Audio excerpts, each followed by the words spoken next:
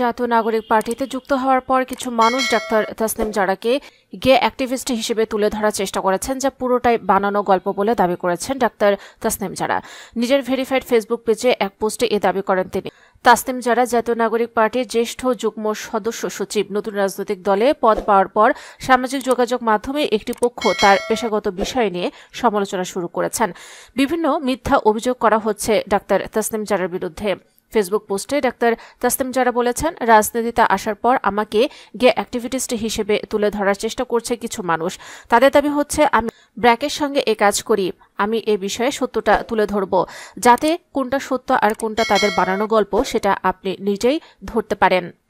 তিনি বলেন, ব্র্যাকের সঙ্গে SR/HR নিয়ে সচেতনামূলক 3টি ভিডিও আমি তৈরি করেছি।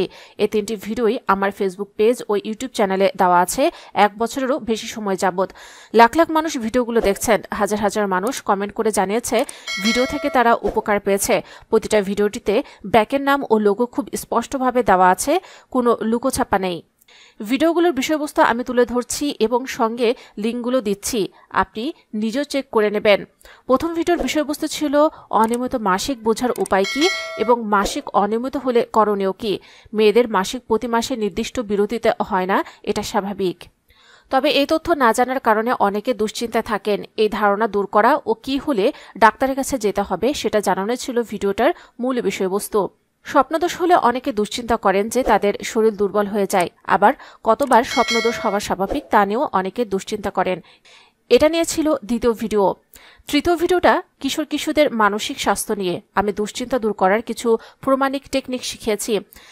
জাতীয় নাগরিক পার্টির এই নেতা আরও বলেন, এই 3টা ভিডিওর কমেন্ট পড়লে দেখবেন কত মানুষের উপকার হয়েছে।